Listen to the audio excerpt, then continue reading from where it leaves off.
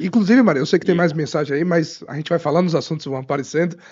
Você falou sobre isso, né? Sobre essa relação com o Cadu, indiretamente ou diretamente, por conta desses empréstimos.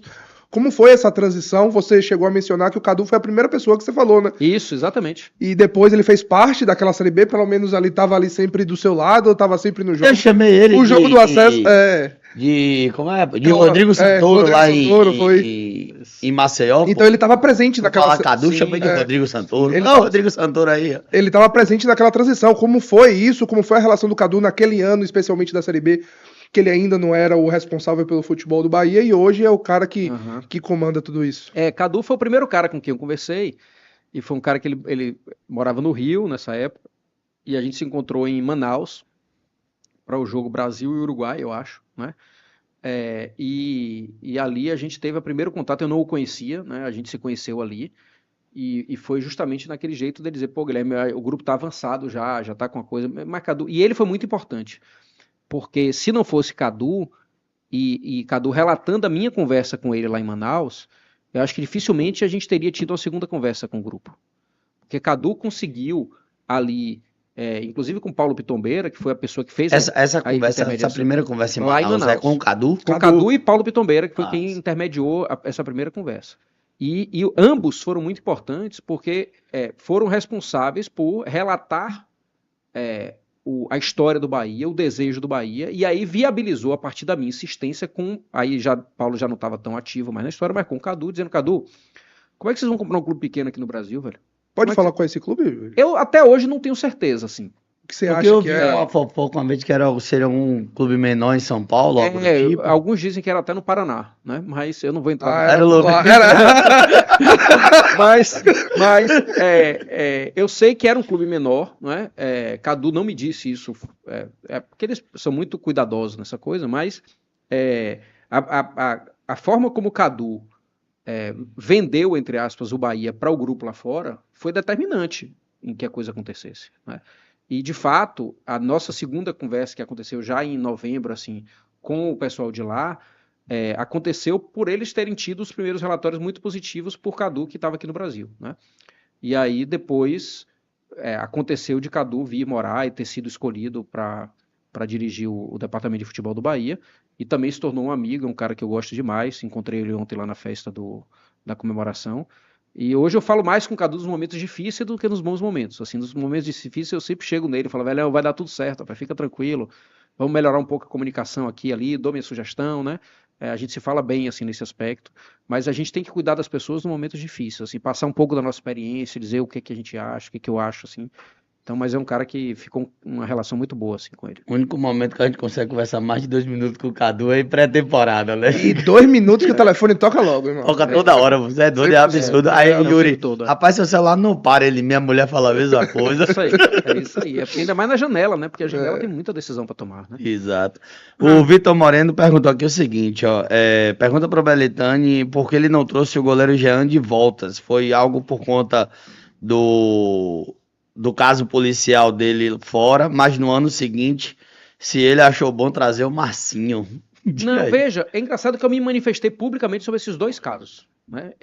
Tanto do caso de Jean quanto do caso de Marcinho, né? A gente tem um tema que é muito sensível, e o Bahia sempre foi defensor de causas inclusivas, e ambos cometeram crimes bem representativos e fortes para o que o Bahia sempre defendia, né? Jean, num caso de violência contra a ex-esposa, e Marcinho no atropelamento e fugiu sem dar socorro, saiu sem dar socorro, né? Ambos casos muito, muito graves, muito graves. Mas eu já me manifestei sobre isso, e o que eu penso hoje é exatamente o que eu pensava na época que eu disse, assim, as pessoas têm o direito de serem reconduzidas a uma vida, e o fato de terem cometido crimes, inclusive crimes graves, não nos dá o direito de não permitir que as pessoas voltem a trabalhar, a se inserir na sociedade, a reconhecer o erro, a serem perdoadas e a pagarem pelos seus erros. Porque senão a gente vai viver num estado de exceção absoluta, que é o seguinte, meu irmão, se você cometer um crime na sua vida, nunca mais você vai poder exercer o seu trabalho, ser reinserido em lugar nenhum, vai ser condenado a um purgatório eterno, e eu não acredito nisso. Eu acredito que as pessoas têm que pagar pelos erros, as pessoas têm que ser responsáveis por tudo que fazem, mas as pessoas precisam reconstruir as suas próprias vidas. Tanto que eu teria trazido o Jean, teria trazido tranquilamente, mas não aconteceu, sob o vista comercial, aquela coisa, e como trouxe o Marcinho. Porque entendi o seguinte, uma das funções do Bahia é entender que se essas pessoas precisam se reintegrar, o Bahia vai ser o clube afetuoso e humanista o suficiente para permitir que as pessoas se reintegrem. Porque as pessoas que vão viver a vida inteira fadadas ao submundo porque cometeram crimes, por mais graves que eles sejam, eu não acredito nisso. Eu acredito na reinserção, na reconstrução da vida das pessoas, eu acredito nisso tudo. Assim. Mas nessa comparação, Guilherme, o fato da situação de Jean ter sido na época mais recente do que a de Marcinho não pesou também, não? E tipo, não, muito fresco. Mais em evidência a situação de Jean do que a de Marcinho. Acho que não. Eu acho que a gente tinha ali comparativos prós e contras em cada situação. O Jean tinha mais laços com o Bahia, Marcinho não tinha.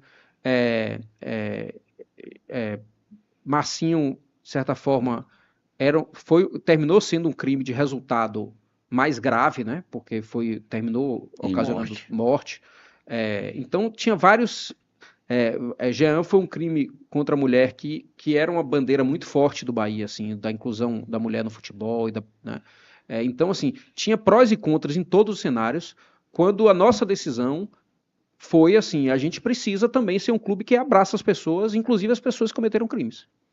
É o que eu disse uma vez, né, aqui sem querer, né, são realidades absolutamente diferentes, mas a gente tinha uma política dentro do clube de trazer ex-presidiários para trabalharem na loja. E as pessoas não sabiam disso. As pessoas não sabiam disso. E a gente não comentava, sabe por que a gente não comentava? Porque cada pessoa que entrasse na loja para comprar uma camisa ia ficar perguntando quem era o ex-presidiário. Imagine. Então, assim, a gente fez isso.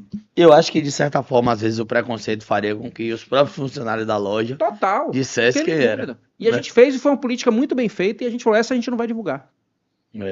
O Thiago Mendonça mandou aqui, ó. Quero pedir desculpas a Belitani por tanto de crítica e até pelas ofensas. Ele já tá perdoado por ter trazido o Grupo City. Agora ele tem crédito. Tipo, o povo agradece, mas tem muita gente pedindo desculpa também. Não, tem assim, te critiquei muito. Desculpa, acho que é uma palavra que é menos usada, mas assim, obrigado, Thiago. Obrigado. Mas não tem que pedir desculpa também, não. Acho que faz parte. Eu acho que as ofensas não são boas. E a gente tem que imaginar, Marinho, o quanto as ofensas afastam as boas pessoas do futebol. O futebol podia ter pessoas muito melhores que não vêm para o futebol porque nos momentos ruins são muito ofendidas. Então, assim, eu sei que a regra do futebol é a lógica, mas assim, eu acho que a crítica, velho, eu sempre fui um cara de aceitar na boa, assim, muito, muito, muito. Eu entendo que quem quer ser presidente do Bahia tem que entender que isso vai fazer parte. Não sabe brincar, não desça pro play, tome sua porradinha, não tem problema não. Agora, a ofensa, né, quando passa de determinado grau, de certa forma, ela afasta as boas pessoas do futebol. E aí a gente reclama que no futebol só tem malandro, futebol atrai um monte de bandido, atrai por isso, porque as pessoas boas não querem vir. Porque nos momentos ruins tomam tanta porrada e são tão expostas que falam, não é pra mim.